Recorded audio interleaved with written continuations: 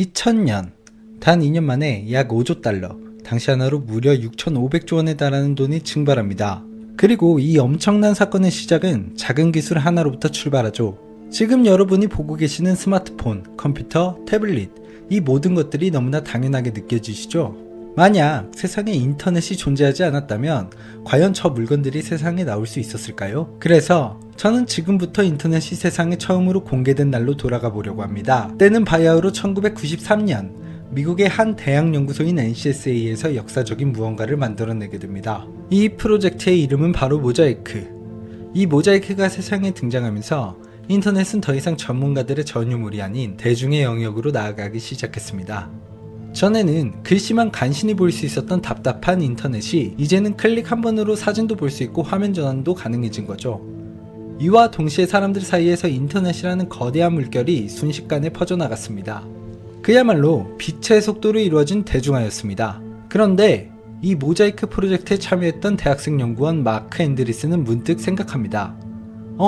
이거 엄청난 돈 냄새가 나는데? 당시 모자이크를 개발하고 배포한 주체는 국립연구소였기 때문에 개인이 상업적인 용도로 사용할 수가 없었거든요. 그래서 마크 앤드리스는 연구소를 박차고 나와 결심합니다. 내 손으로 진짜 돈을 벌어보기로요. 1994년 그는 베테랑 사업가인 짐 클라크와 손을 잡고 모자이크 커뮤니케이션즈라는 회사를 세웁니다. 하지만 이를 곱게 볼 리 없는 NCSA는 야, 너희 모자이크라는 이름 누가 멋대로 가져다 쓰래? 라며 가만히 두지 않았죠. 결국 이 회사는 이름을 바꿀 수밖에 없었습니다.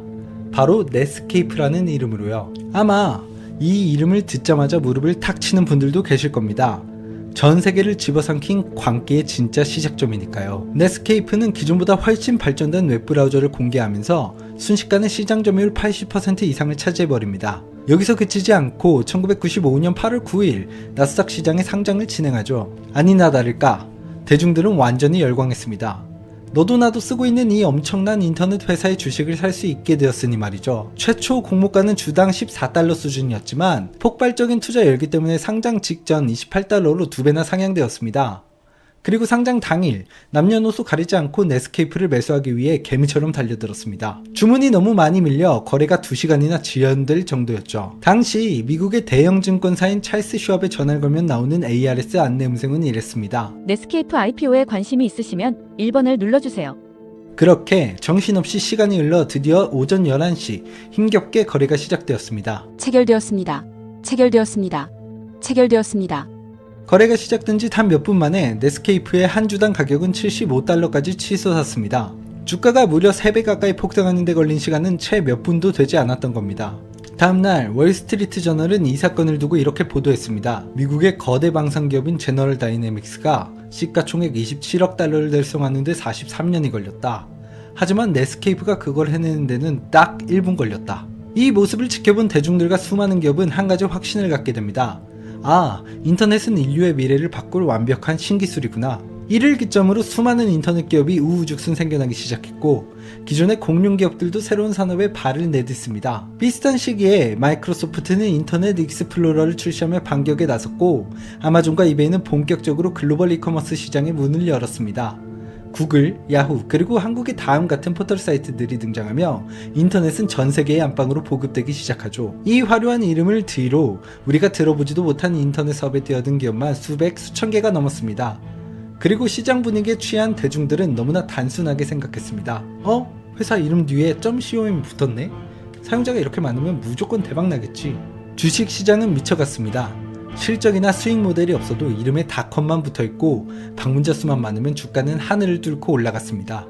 투자하지 않으면 나만 벼락거지가 되는 낙오의 공포가 지배하던 시기였습니다. 전통적인 자산 가치의 기준이 완전히 뒤바뀐 순간이었습니다. 이전에는 회사가 돈을 얼마나 잘 벌고 있는지, 재무제표가 얼마나 탄탄한지가 기준이었다면 이제는 오직 새로운 기술의 성장 가능성 하나에만 돈을 베팅하기 시작한 겁니다. 1998년에서 1999년 사이 이 광기는 정점을 찍습니다. 온라인 장난감 쇼핑몰이었던 이토이즈라는 기업의 시가총액은 무려 80억 달러, 하나로 약 10조 원에 육박했습니다. 당시 오프라인 장난감 매장의 절대 강자였던 토이즈러스의 시가총액이 고작 15억 달러였는데 말이죠. 황당한 건 이토이즈의 매출은 토이저러스의 1%도 채 되지 않는다는 사실입니다. 이뿐만이 아닙니다. 더 글로브닷컴은 상장 첫날 주가가 606%나 폭등했고 퀄컴의 주가는 단 1년 만에 2600%가 넘는 기록적인 폭등을 보여주기도 했습니다. 우리가 잘 아는 아마존마저 한 해에 주가가 9배나 뛰었죠. 그렇게 환희에 가득 찬 파티는 5년 동안 이어졌습니다. 나스닥 지수는 1995년 1000포인트에서 시작해 2000년 3월 5048포인트라는 역사상 최고치를 기록하게 됩니다. 하지만 미국 정부와 중앙은행인 연준은 이 미쳐가는 세상을 그냥 두고 볼 수 없었습니다. 시중에 돈이 너무 많이 풀려 물가가 폭등할 조짐이 보였기 때문이죠. 그래서 연준은 브레이크를 밟기 시작합니다. 1999년 6월 4.75%였던 기준금리를 조금씩 올리더니 2000년 5월에는 무려 6.5%까지 수직 인상해버립니다. 금리가 이렇게 치솟자 시장의 공기가 차갑게 얼어붙기 시작했습니다. 은행이 이자가 비싸지니 대출을 받아 주식에 투자하던 자금들이 빠르게 빠져나갔고 무엇보다 당장 돈을 못 벌면서 투자금으로 간간히 버티던 닷컴 기업들의 자금줄이 완전히 막혀버린 겁니다. 이제 시장은 뜬구름 잡는 미래가 아니라 지금 당장 돈을 벌어오라며 기업들을 압박하기 시작했습니다. 설상가상으로 2000년 3월 20일 월스트리트의 유력 금융주인 베넌스에 충격적인 기사가 실립니다. 내용은 다음과 같았습니다. 현재 조사된 주요 인터넷 기업 중 수십 개는 12개월 안에 현금이 모두 바닥날 것이다. 사실 투자자들도 머리로는 어렴풋이 알고 있었을 겁니다. 하지만 언론을 통해 구체적인 수치로 마주하자 시작은 순식간에 공포에 휩싸였습니다. 실제로 인터넷으로 반려동물 용품을 배송하던 한 기업은 배송하면 할수록 손해를 보는 구조였고 식료품 배달 기업은 당장의 수익 없이 인프라 확장에만 모든 돈을 탕진하고 있었습니다. 사람들은 그제야 눈을 뜨고 의심하기 시작합니다. 아무리 클릭수가 많고 사용자가 많아도 결국 돈을 못 벌면 다 망하는 거 아닌가? 2000년 4월 30일 나스닥 지수는 3860포인트로 내려앉습니다. 고점에서 불과 한 달 만에 30%가 폭락한 수치였죠.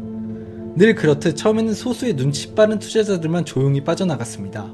남겨진 사람들은 여전히 믿고 싶었을 겁니다. 그래도 사용자가 이렇게 많은데 언젠간 돈은 벌겠지. 하지만 그 간절한 믿음을 뒤로 한 채 의심은 빠르게 파멸의 확신으로 변해갔습니다. 2000년 11월 30일 나스닥 2597포인트, 2001년 12월 31일 나스닥 1950포인트, 그리고 2002년 10월 나스닥 지수는 결국 1114포인트까지 추락합니다. 그제야 사람들은 깨달았습니다. 무언가 단단히 잘못되었다는 것을요. 이 짧은 폭락의 시기에 망해버린 인터넷 기업은 무려 4,800개가 넘었습니다. 상장된 닷컴 기업의 99%가 파산했고 이로 인해 20만 명이 넘는 사람들이 하루아침에 직장을 잃었습니다. 인터넷 대중화 이후 5년 동안 쌓아올린 공든탑이 단 2년 만에 흔적도 없이 무너져 내린 겁니다. 나스닥 시장에서 공기중으로 증발한 시가총액은 약 5조 달러, 당시 대한민국 코스피 전체 시가총액이 295조 원이었던 것을 감안하면 가히 상상조차 할 수 없는 파괴력이었습니다. 우리는 이 잔혹한 역사를 닷컴 버블 사태라고 부릅니다. 이 이야기를 들으신 분들 중에는 이렇게 생각하시는 분도 계실 겁니다. 수익도 없는 기업에 대체 투자를 왜 해?